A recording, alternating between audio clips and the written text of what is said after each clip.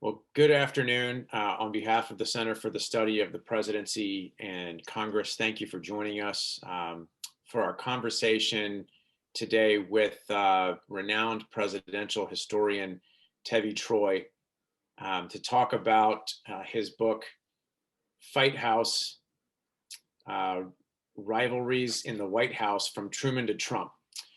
Our conversation comes at obviously quite an interesting time for those who study the presidency and the relationship between the executive branch and Congress, and those who are interested in following transitions in their early days and understanding the dynamics of White House staff, how they interact with each other for better or for worse, how they interact with other elements of the government, with the press, and with the president, and what effect those personal relationships have on the trajectory and the public impression of presidencies throughout history. So we're excited to have Tevi with us today.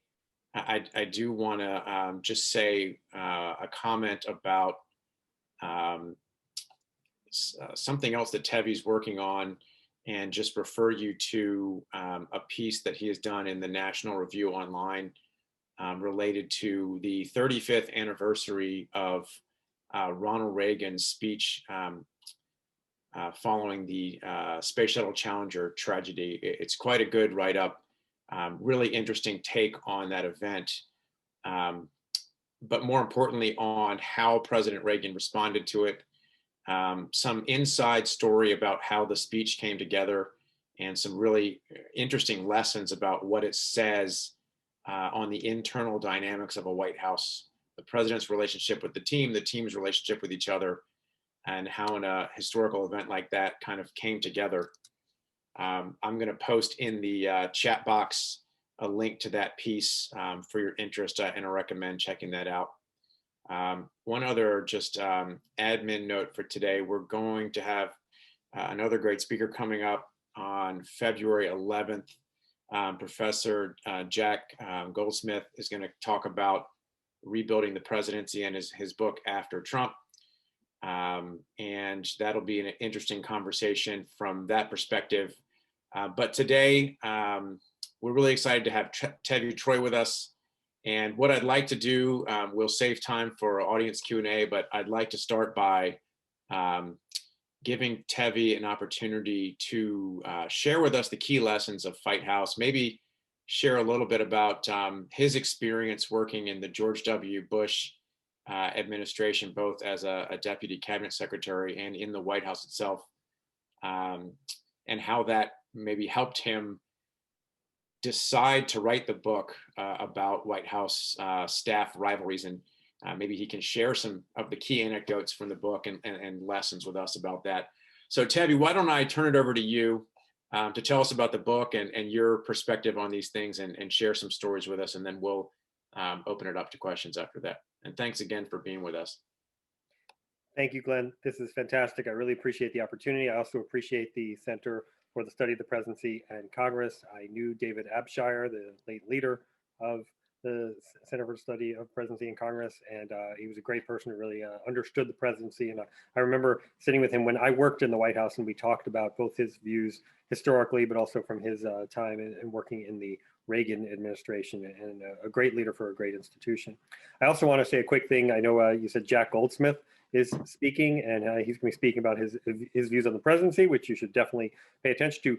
But his book on his stepfather, who was accused or suspected of killing Jimmy Hoffa, is a great book. And I urge people to read that book. I actually put it on my list of best books of the year last year, not this past year, but really tremendous book. So good job getting Jack Goldsmith, and I'm a big fan. In terms of the presidency itself, I think it is appropriate that this is happening today on the 35th anniversary of the Challenger speech. And I appreciate Glenn's kind words about my National Review piece. And it's interesting, you look at how the speech came together. The Challenger explodes at 11:38 a.m. President Reagan is supposed to give the State of the Union that night. Now, I've worked in the White House. The State of the Union does not come together on the day of the State of the Union. Mm. People in the White House, while all their friends are having Christmas break, are working really hard in December on the budget packages and on the proposals that are going to go in the State of the Union, the writing of the State of the Union. The speechwriters are doing this a month or two in advance. So a lot goes into it. And the fact that the Reagan administration at 11:38 a.m., when Reagan first hears about the explosion, which is when it happened, and then he goes to watch the explosion on television, he watches it multiple times, and then 6 hours later, he's giving a speech from the Oval Office, a 648-word, 4-minute speech that really encapsulates why his administration was so successful and why he was so good at uniting the American people. You know, you had people on both sides of the aisle honoring and praising the speech in a way you don't have together. Today, you had Tip O'Neill said very warm things about the speech. You had people from Hollywood, Frank Sinatra said warm things about it. And in fact, Reagan went to Peggy Noonan and told her, she was a speechwriter, told her that Frank Sinatra had said nice things about the speech. And he said that the chairman of the board doesn't always weigh in on these things. So really big deal. Can't imagine, let's say, a Republican president going today and getting honorifics from Hollywood for doing it. Can't imagine a Democratic president today and getting warm regards from the other side of the aisle from the speech. So it was a different time, but Reagan was also skilled in bringing people together. Another interesting fact about the speech was it didn't just come together smoothly. There was some infighting in the Reagan administration about this speech. And in fact, I talk about it in the article in National Review today, that Peggy Noonan had that beautiful line about reach up and touch the hands of God, and some, which she called anyway, she had dismissive words about the person on the National Security Council. I'm not sure I want to say it on this podcast, but she was dismissive of the person on the National Security Council who didn't like that phrase and wanted to change it to reach out and touch someone, which is just a banal cliche. And she had to fight back. She didn't just take it. And I could see in some White Houses people say, well, the National Security Council has said this, we've got to do what the National Security Council says. She said, no, I'm the writer. This is the way it should be. And she used her sharp elbows and the fact that Reagan and Don Regan, who was the chief of staff, put faith in her as the one to write the speech, to push back and get those words in the speech as they should have been. And thank God for it, because we now have a speech that 35 years ago we're still talking about. And the Reagan administration was actually really instrumental to me in writing this book, in writing Fight House, because sometime in early 2017, the Trump administration had just come in. And all you read about in the newspapers was fighting in the Trump White House, fighting in the Trump White House. They're all fighting. Oh my gosh, it's terrible. It's unprecedented. We've never seen fighting like this in the White House before. And there definitely was fighting in the Trump White House. Nobody denies it. Lots of fighting. But when I hear the word unprecedented, I'm a presidential historian. I go and look for precedents. And I found lots of them in every administration since the White House staff has really become part of the operation. And one of the kind of signal moments in the development in my head of this book was a comment that Peter Robinson, who was a Reagan White House speechwriter, made. He wrote the famous words, tear down this wall, and he had to fight the White House process in order to get those words through. But Peter Robinson was talking about all the fighting in the Trump White House and comparing it to the Reagan White House. And he said, of course there was fighting in the Reagan White House. We just didn't have Twitter, tweeter, twatter talking about it. And so that really set off an alarm bell in my head. And I said, I bet you there was lots of fighting in every White House going back. And again, I start with Truman because that was really the advent of the White House staff. White House staff develops under Roosevelt for FDR, but Truman is the first president to enter with a White House staff. And so I look at every administration that had a White House staff for its duration, and there was fighting in every single administration. Now, look, as Glenn, as you know, I'm a presidential historian. I've worked in the White House. I didn't hear half these stories before I started doing the research for the book. I could not believe just how nasty and intense some of these rivalries were. I couldn't believe how nasty some of the tactics people used against each other. And I also couldn't believe how just about every ugly tactic you read a Trump person doing against one of his rivals had happened in a previous administration. People not talking to each other, people elbowing each other out of office space, people leaking about each other. It's all happened before. The only thing I could find that was completely new that the Trump people were doing that nobody else had done before is they would make up emojis about certain people that they didn't like. So Gary Cohn, who was the National Economic Advisor in the first term, was a New Yorker from Goldman Sachs, former Democrat. And he was derided by some of the Trump folks as a globalist. So when they texted about him, they would use the globe emoji. So because the emojis didn't exist in previous administrations, you couldn't use emojis for people. But other than that, all of the tactics had existed beforehand. And I just found that fascinating. So I decided to go dive in and look at all these administrations and see what the stories were that I could find and tell those stories. And so I went back to the Truman administration. You know, in the Trump administration, I read once that Hope Hicks and Steve Bannon got in a fight and didn't talk to each other after that. So, well, that's immature. Has that ever happened before? So in the Truman administration, there was this incident where Harry Truman was trying to decide whether to recognize the state of Israel. And George Marshall, who was the Secretary of State, was adamantly opposed. Clark Clifford was a junior White House aide at the time, was not well known. He later became famous as Secretary of Defense under Johnson, and he got caught up in a banking scandal in the 80s. But at the time, Clark Clifford was a junior White House aide. He's assigned by Truman to make the case for recognizing the state of Israel. And he does it in front of Marshall, who's the Secretary of State, one of the generals who helped win World War II, person who Truman revered in public life more than anyone else. And Clifford wins the day. He wins this argument in front of the president. And Marshall, who loses, is so mad that he never again speaks to Clifford or utters his name for the rest of his life. Now that's really holding a grudge. So again, these things happen in previous administrations, and we can find echoes of them in future administrations. Another thing that I've been looking at recently is in the Eisenhower administration. You had the Secretary of State was John Foster Dulles, very smart, plugged-in lawyer, but also a bit of a prick.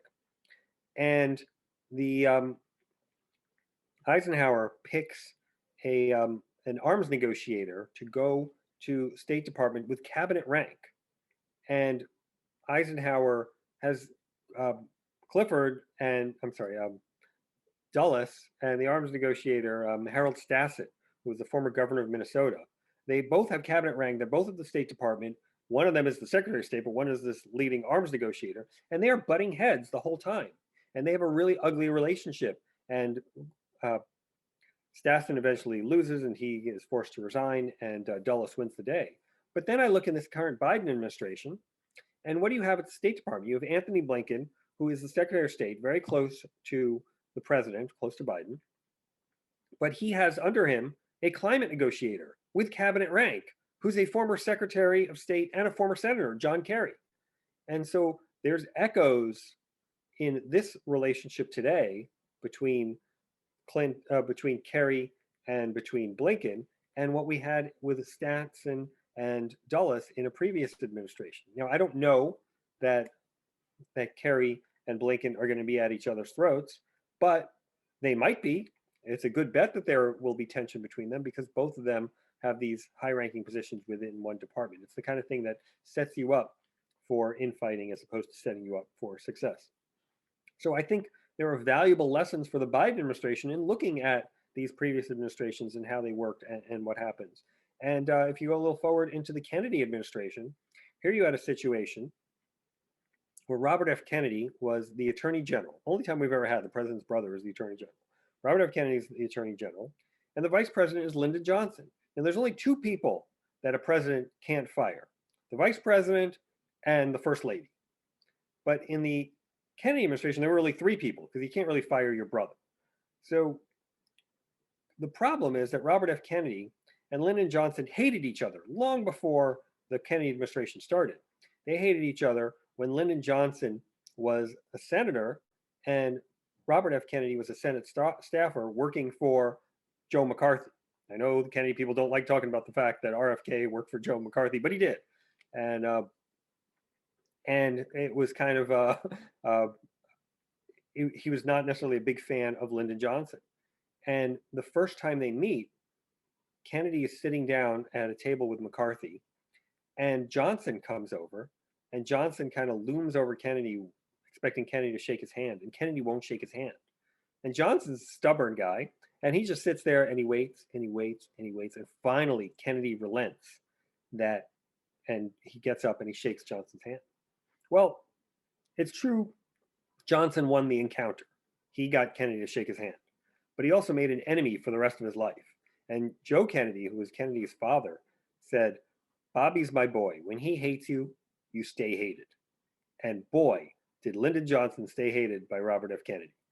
And so when John F. Kennedy becomes president, and RFK becomes not only the Attorney General, but the closest advisor to John F. Kennedy, Lyndon Johnson, even though he's vice president, is kind of left out in the cold.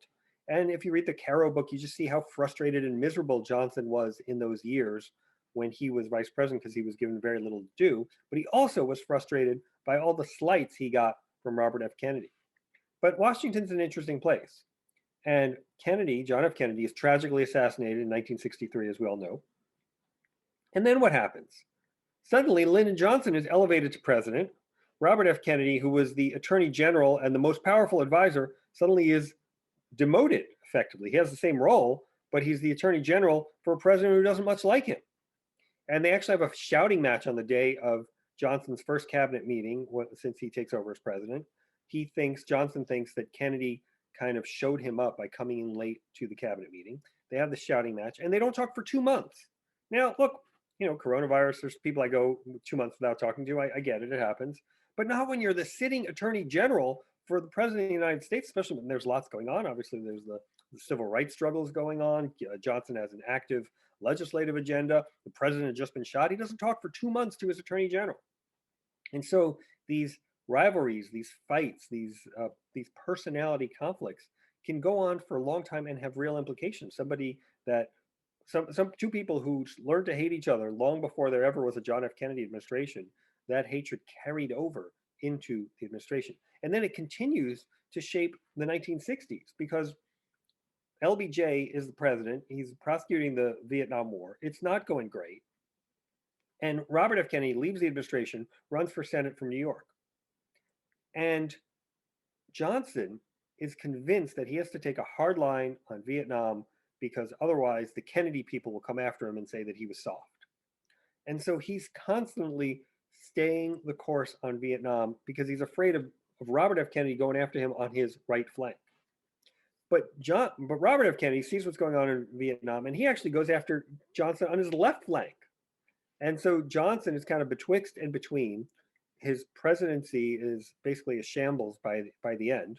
And Robert F. Kennedy steps in to run against him. Obviously, he is assassinated by Sirhan Sirhan in 1968, never makes the presidency, but really helps shape the Johnson administration and its approach to Vietnam because of the enmity that the two men had between each other.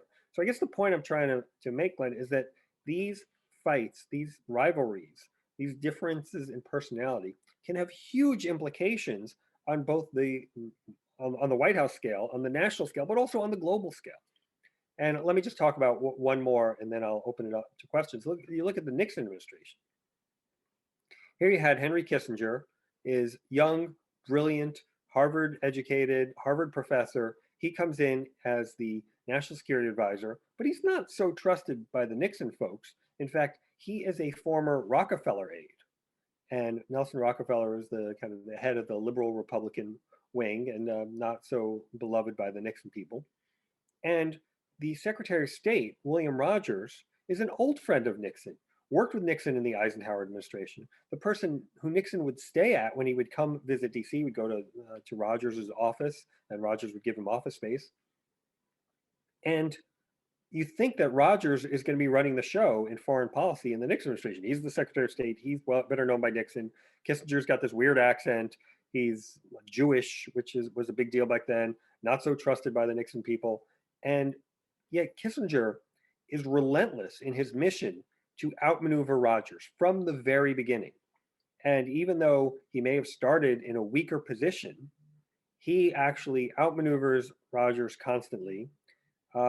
And let me just give one example of how he did it. So Kissinger was a bit of a ladies' man. Wouldn't know to look at him, but he was. And Kissinger is dating Jill St. John, the Bond actress, very attractive woman. And at one point, it shows up in the press that Kissinger is dating this Bond actress. And Kissinger goes to Nixon and complains that Rogers has leaked this, and he's irate about the leak.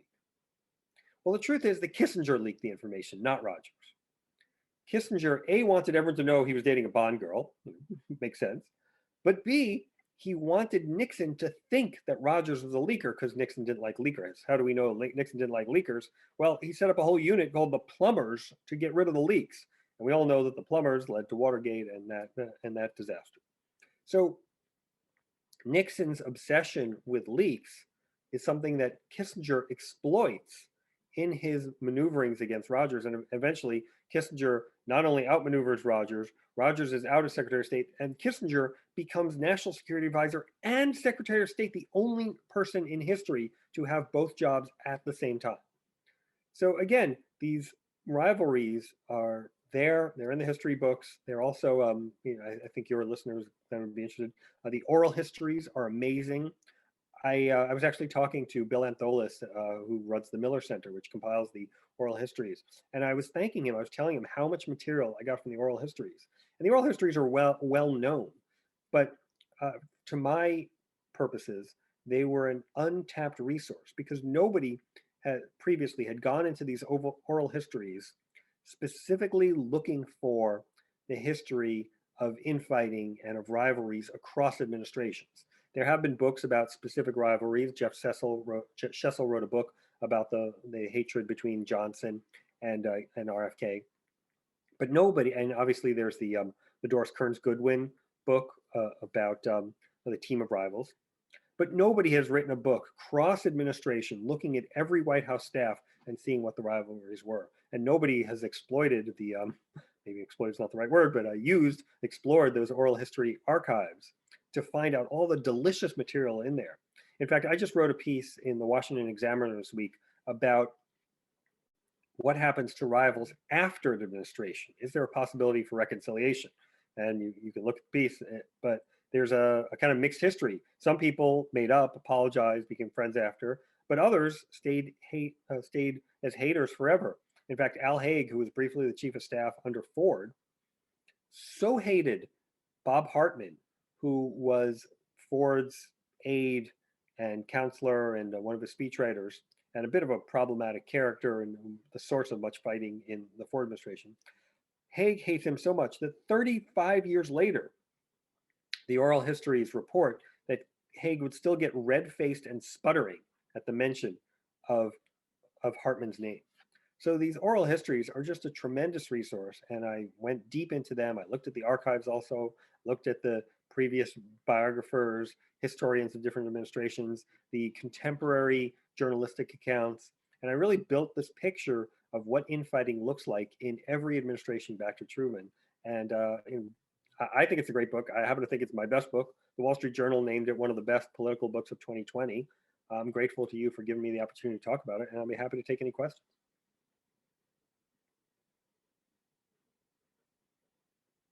Great. Well, thank you very much for the intro. I was just in the process of pasting the link to the book in the chat.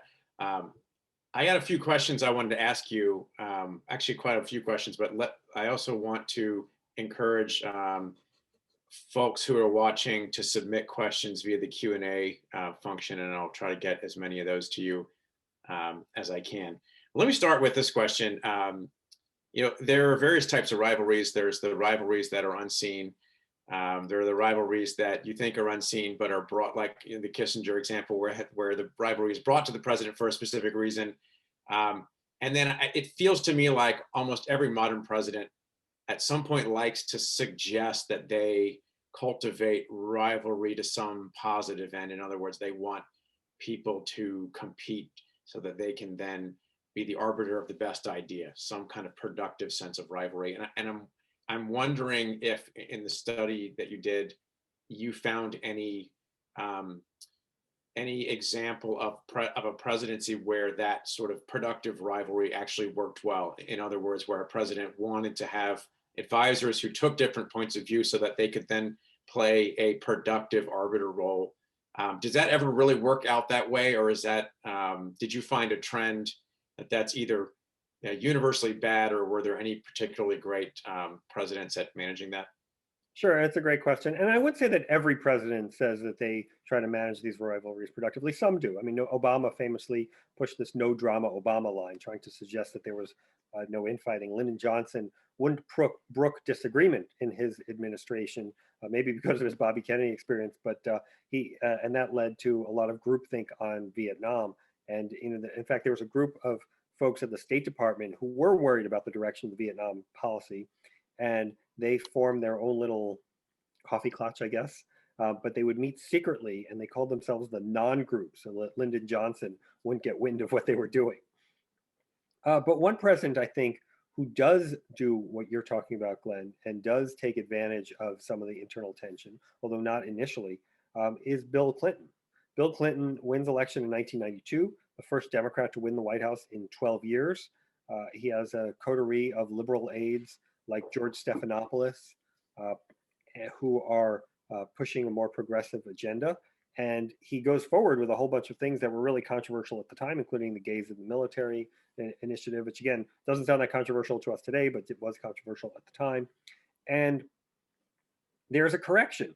In 1994, the Republicans win both houses of Congress, first time in a generation, two generations actually, since the 50s, that they had both the House and the Senate. And Clinton realizes he tacked too far to the left and that he needs to make a course correction. So he brings in this secret advisor, codenamed Charlie. Now, Charlie was really Dick Morris, the kind of semi-conservative political consultant. I say semi-conservative because now I guess he is a conservative political consultant, but at the time he advised both Democrats and Republicans. And the liberal aides like Stephanopoulos are finding out that decisions that they made during the day are being changed and becoming more centrist or more conservative at night, and they don't know what's going on. Eventually, this guy Charlie is outed as Dick Morris, and he and Stephanopoulos go at it hammer and tongs. They hate each other, they leak against each other, they're fighting with each other. And in Stephanopoulos' own memoir, he acknowledges how much he loathed Morris. But he also says that this was Clinton being Clinton, and he suggests that Clinton got better results out of his staff from this creative tension by having Morris on board. So yeah, I think sometimes presidents can use the creative tension to their advantage, but that doesn't mean it always works. What role does the chief of staff, either as an individual or the structure of the chief of staff position, have in your assessment of these rivalries? And I'm thinking back to, for example, Jimmy Carter started out famously without a chief and did kind of that hub and spoke methodology. Reagan had a troika of people that sort of competed. What was your sort of finding on that structure or the personality of the chief of staff and how that affected the sense of rivalry? Yeah. Look, Glenn, you're deeply versed in the presidency. You know this really well. But most people just assume the chief of staff was always there. Like, the Constitution's written and then there's a presidential chief of staff. And it is not that way at all. And what I found in Fight House was it was really interesting, this history of the chief of staff, because Eisenhower is really the first person to have a chief of staff. Sherman Adams goes okay, but he has the Vicuna coat scandal. And so there's a question, is chief of staff a good thing or not a bad thing, or not a good thing? Kennedy doesn't really have a chief of staff, does the hub and spoke model, like you said, as well. Lyndon Johnson doesn't really have a chief of staff, but he has some kind of chief administrative aides like Walter Jenkins, but doesn't officially have a chief of staff. And then Nixon comes in and he brings the chief of staff back. He saw it under the Eisenhower administration. He likes it. But Haldeman, H.R. Haldeman, who's the chief of staff, eventually gets in big trouble over the Watergate situation. And there's a question about whether this is a good thing or not. So when Ford comes in, he brings in Don Rumsfeld as the staff coordinator. He's really the chief of staff, but they don't want to call it that. And then Carter comes in, and they're convinced we're not going to have a chief of staff. That's not what we're going to do. We're just different. And it leads to chaos. I mean, on the first day of the Carter administration, they don't know whether to meet, how to meet, in what forum to meet. I mean, it was really organized chaos. And in fact, this one junior Carter aide looked around and said, "Oh my God, if only the KGB could see us now," because they were so disorganized. And eventually they do have Ham Jordan as the chief of staff, but he himself acknowledged that he was not chief of staff material. He was a political strategist, and that was what he was good at, and that's what he wanted to do. But he was, I guess, the most respected Carter aide, or the best known Carter aide. And so he became the chief of staff, but he wasn't quite good at it. And then finally, they bring on Jack Watson, who was the head of the transition and should have been chief of staff from the beginning. And Watson meets Reagan at the transition between the Carter and Reagan administrations. And Reagan says to Watson, "Oh, you're the guy that I've been told that if you were chief of staff from the beginning, I wouldn't be here today," meaning Reagan wouldn't have been able to defeat Carter if he'd had a chief of staff from the very beginning. So Reagan recognized the importance of the chief of staff. And from Reagan on, there has been a chief of staff in every single administration. And the chief of staff is generally a good thing to have when you're trying to curtail White House rivalries, because the people can go to the chief of staff and the chief of staff can sort things out. The chief of staff can be the guy who drops the hammer. There's all kinds of advantages to having a chief of staff. However, if the chief of staff himself gets involved in the infighting, that's a real problem. And we saw this in the George H.W. Bush administration, where John Sununu didn't want to manage the staff. He wanted to fight with the staff, and he wanted to kind of berate anybody who came up with new and different ideas. And he and Dick Darman, who was the OMB director, and the two of them thought they were the smartest guys around. The morning staff meetings, they would sit at this big table. Darman would be on one side, Sununu would be on the other side, and they would just pillory anybody who came up with an idea. So people didn't want to talk. I mean, if you know you're going to get blistered by the chief of staff and the OMB director, you're not going to say anything. And in fact, this whole process of being blistered and attacked by the chief of staff and by Darman, the OMB director, even had a name in the Bush administration. It was called being Darmanized. Nobody wanted to get Darmanized, so people didn't speak up. And so the chief of staff can be a very effective and useful tool, but it also is something that you've got to be careful that your chief of staff doesn't get involved in the infighting, because then he can exacerbate matters. Let me follow up then and bring in, since you mentioned George H.W. Bush, Gary Donato asked a question about that administration. Apparently, President Bush and Baker had assured the audience at a conference that that administration was the most collegial. And Gary was interested to know your thoughts on that. And I'm thinking perhaps they were saying that in a relative and not an absolute sense, but that anecdote aside, how did the George H.W. Bush administration factor when it comes to comparing collegiality? Yeah, I think it's really interesting. You look at the George H.W. Bush administration, and they had a foreign policy team that worked together really well. It had some very talented people. Dick Cheney was Secretary of Defense. You had Brent Scowcroft was a national security advisor, had been in that role before, one of the few people to have it in one administration at Ford and then come and do it in a later administration. You had Baker, who was very close to Bush as Secretary of State. And these guys worked really well together, and they were an effective team. And we saw this in the Gulf War, how well that worked. So they were good on that front. But on the domestic policy side, not so good. That's where you had Sununu and Darman and all those problems. And you asked Jim Pinkerton, who was tormented by Darman and mocked by Darman about collegiality, and he will not say it was a collegial administration. He was a deputy domestic policy advisor. There were a lot of problems on the domestic policy front in that administration, and I think it's sort of ironic that the George H.W. Bush administration has a very collegial foreign policy team and a messed up domestic policy, and George W. Bush, his son, who tried to learn the lessons from his father, has a very collegial domestic policy operation with a strong process, and it works pretty well, but a disastrous foreign policy team where you had Colin Powell and Dick Cheney and Condoleezza Rice and Don Rumsfeld all at each other's throats and leaking against each other. So it's just, I think with infighting, you can control it in some areas. You could say, okay, I'm going to control it, and you can have some success in a defined area. But it's impossible to control it everywhere. And each Bush put his attention in different places and got different results.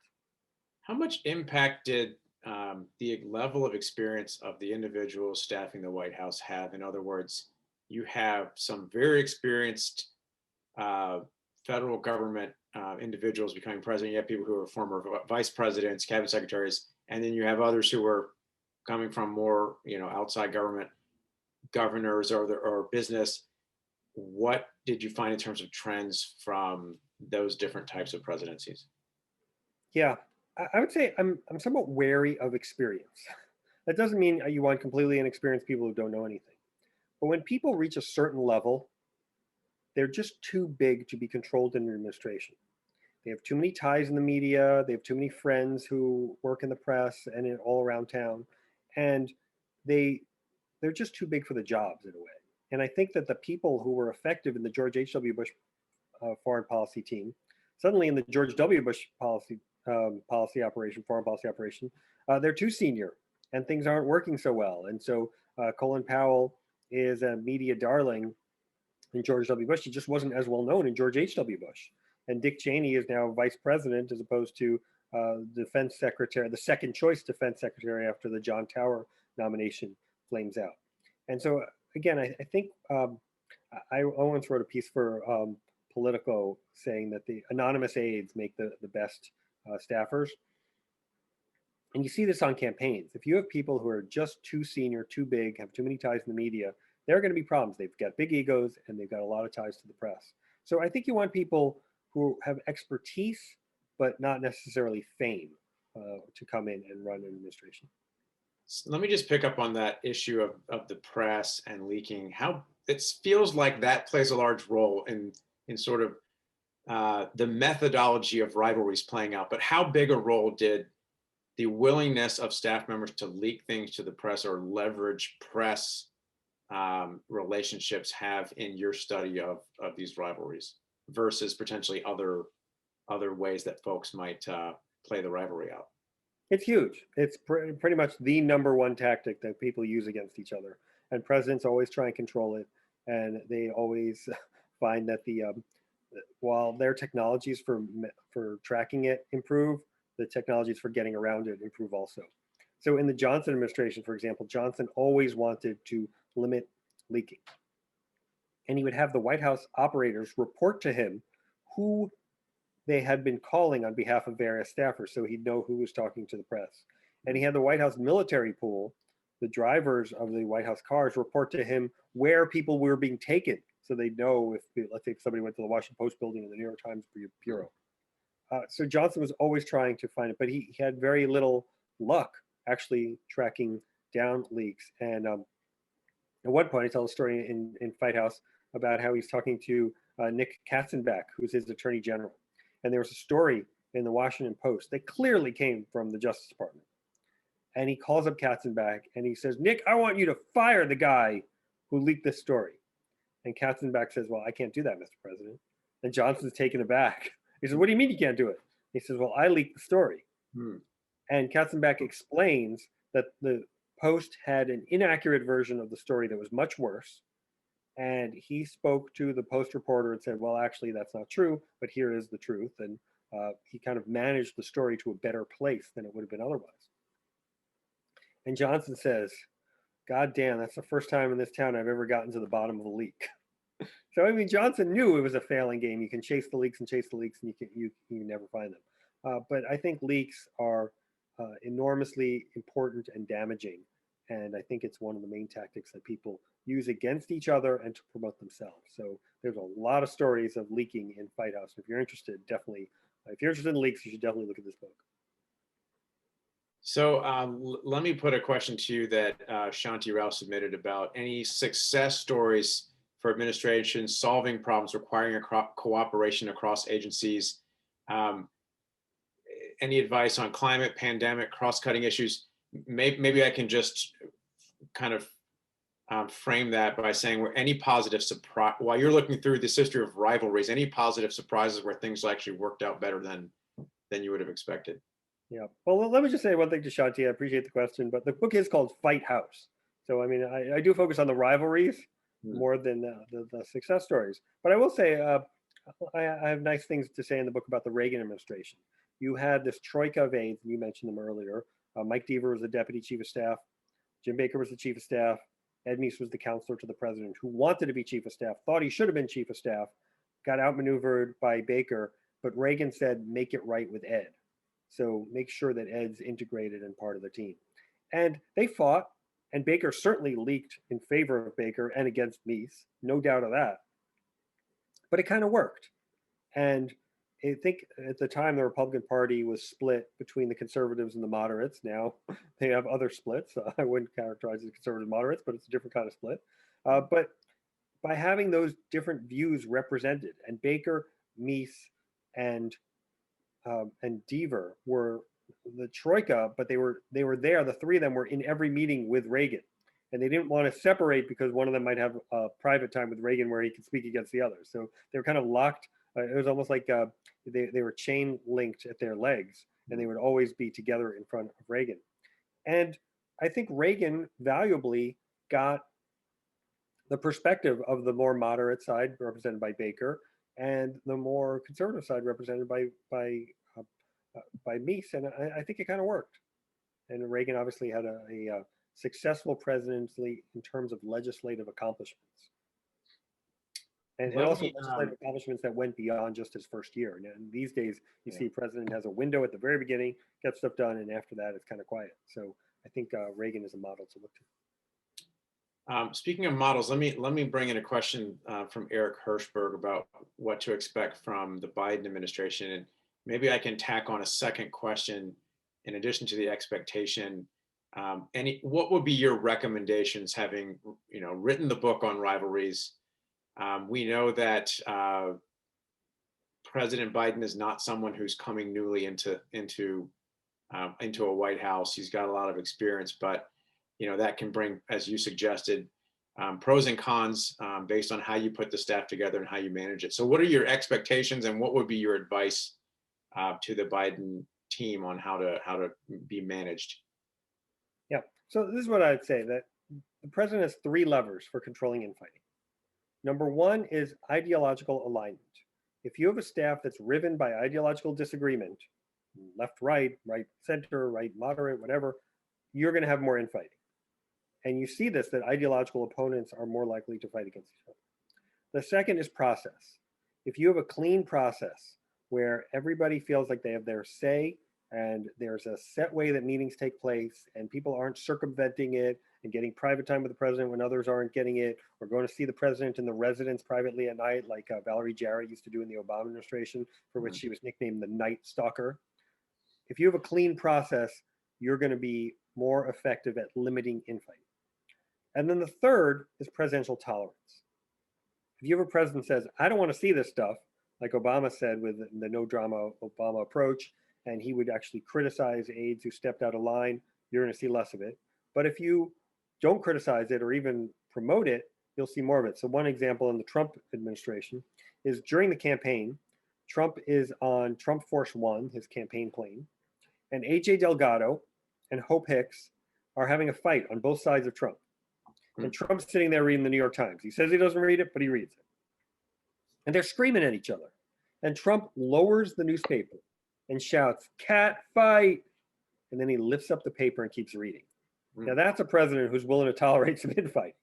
So those three levers, ideological alignment, process, and presidential tolerance, will help determine how much infighting you have, how you manage it, how effective you are at dealing with it. And I would urge the Biden administration to think about those three levers and how they want to manage them in the running of the White House.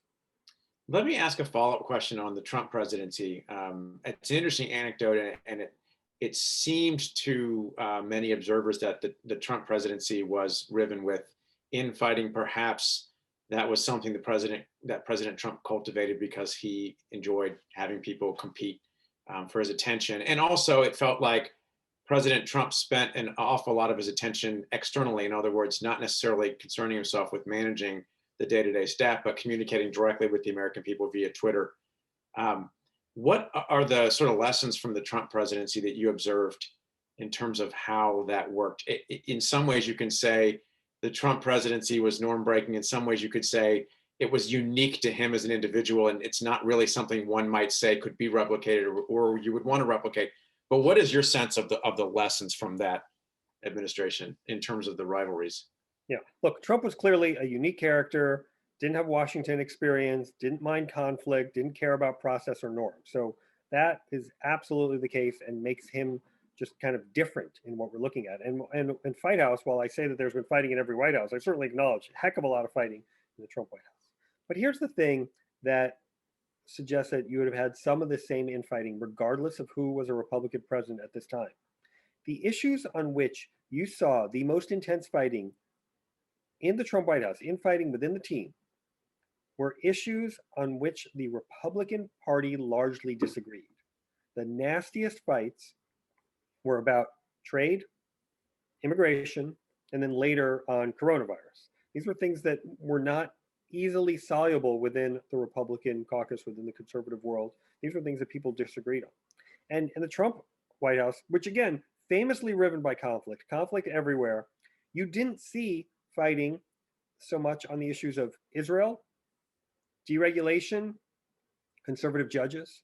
So there are issues of ideological agreement within the conservative caucus, and conservatives will acknowledge it's not that many issues these days because there's a lot of areas where conservatives disagree. But in the issues of general agreement within the conservative world, you saw less fighting, even in the Trump administration with all of his craziness and with all of his fostering conflict. But on those issues where there is huge disagreement within conservative world, massive splits, and those splits are going to continue in the future, regardless of who might be a Republican president in the future, issues like trade, immigration, you're going to continue to see infighting, regardless of who's president, regardless of the approach they take. Let me put a question to you that Mina Bose submitted regarding the structural centralization of power within the White House versus across executive agencies, and how that kind of affects how these dynamics play out. She suggests that in the past 2 decades, an increasing centralization of power in the White House through councils and special advisors has created conflicts with cabinet departments and other executive agencies. How can presidents most effectively balance the immediate political concerns raised by White House advisors with the sometimes longer term institutional issues presented by cabinet secretaries and agency directors? And maybe I can broaden the question just to ask for your thoughts on, or observations on, how that has historically mattered. In other words, when presidents tried to centralize issues in the White House, did it help rivalries or inflame rivalries more? And when they tried to put things out to the cabinet agency to solve, did that help or hurt? Or what was your observation there on the dynamic?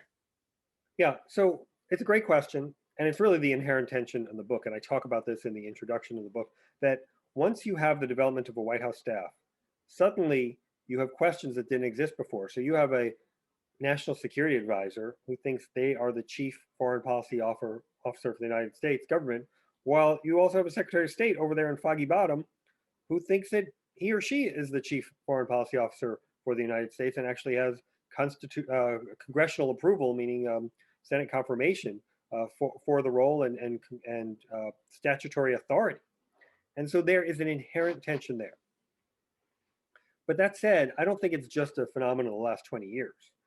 You had presidents going back decades who talk about cabinet government. Nixon talked about cabinet government. He wanted things to be run by the agency heads. Eisenhower absolutely wanted cabinet government. He wanted agency heads to run things. And he would be annoyed at cabinet secretaries who came to him too often to ask him about resolving problems. He wanted them to resolve them on his own.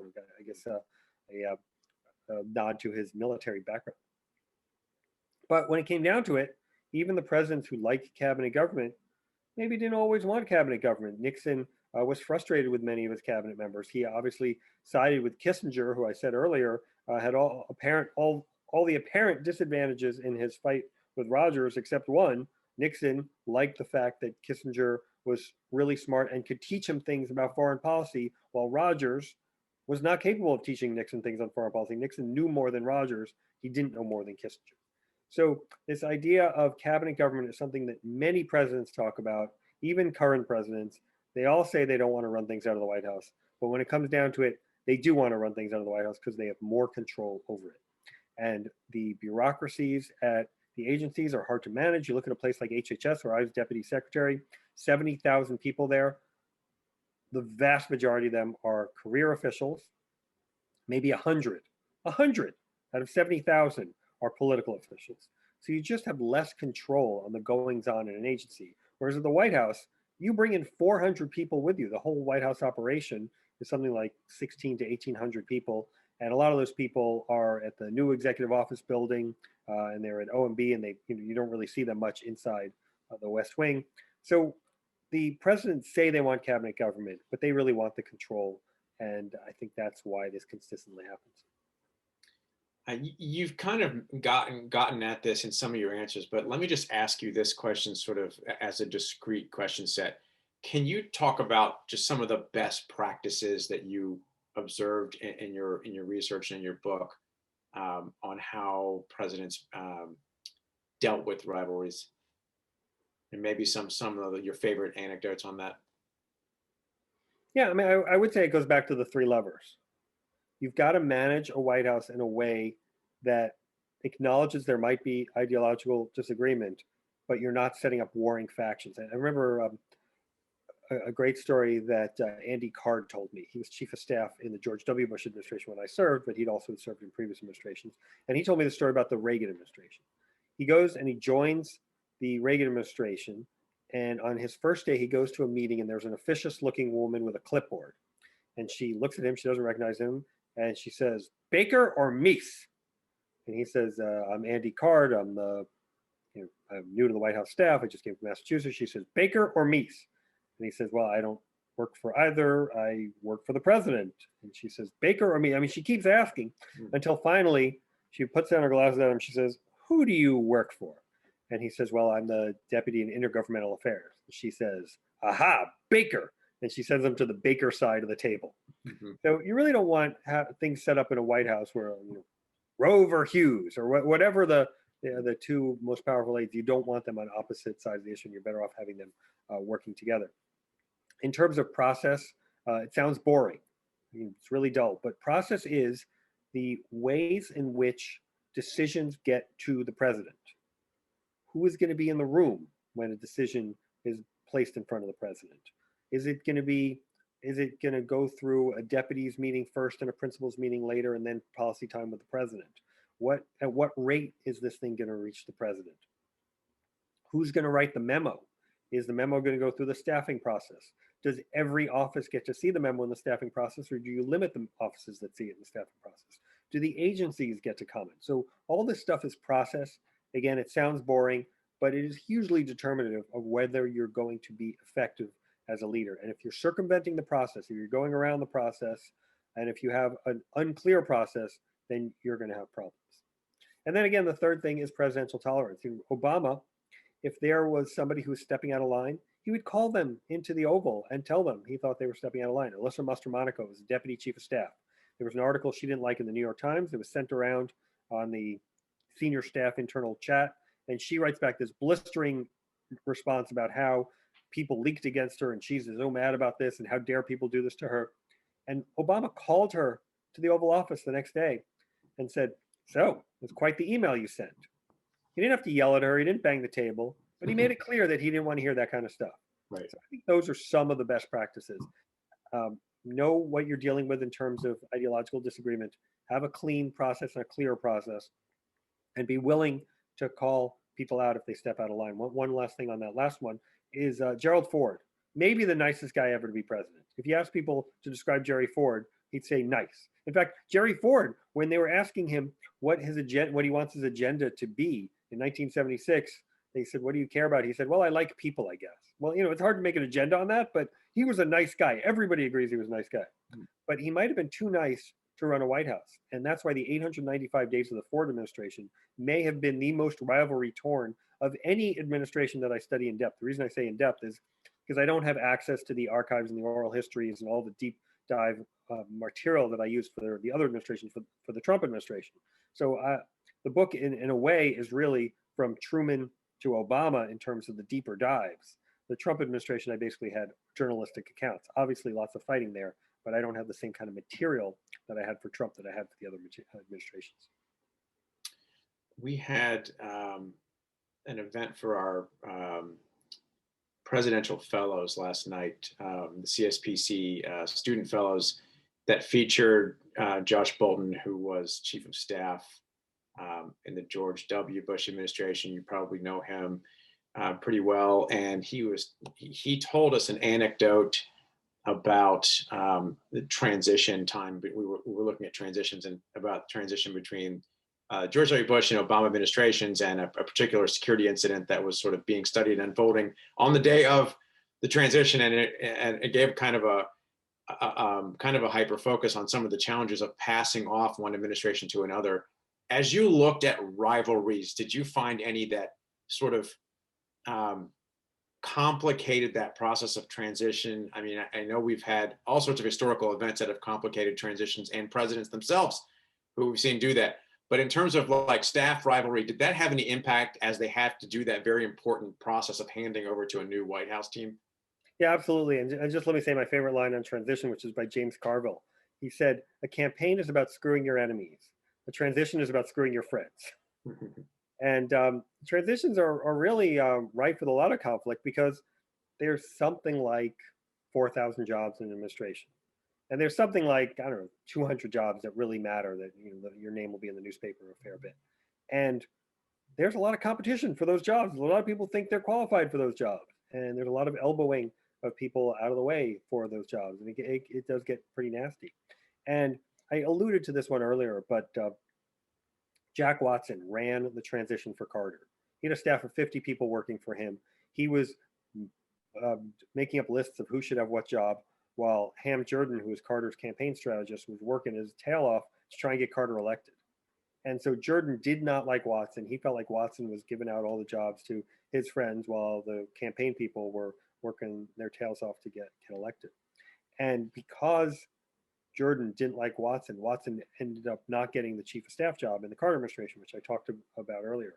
But there was a situation where the rivalries in a transition, or in a campaign, then in a transition, and then administration carry over and have real world impact. Well, Tevi, thank you so much. We're getting close to the end of our time here, and I just want to tell you how much we appreciate you spending this hour with us, but also doing the work to put together this book on historical rivalries within White Houses. It sounds like an amazing read. The anecdotes are really unbelievable. I'm sure there are many that we've heard of and many that we never paid attention to, but are critical to the historical successes and failures of various moments in the histories of all of our presidents since Truman. The book is Fight House: Rivalries in the White House from Truman to Trump by Tevi Troy. Thank you. I just want to say a thank you to our participants for the great questions and for joining us today. And again, we will be looking forward to visiting with Jack Goldsmith and about after Trump reconstructing the presidency on February 11th. Tevi, I hope we can have you back again sometime. Really, really interesting. I would love it. And I just love to say that I noticed that Martha Kumar is one of the participants, and I've read her stuff and admired her for many years. So I appreciate her and all of the other people who tuned in. And thank you for doing this and hosting me. I'd be happy to do it anytime with you. My pleasure. Thanks, everybody. Be safe and be well. We'll see you soon. Bye-bye.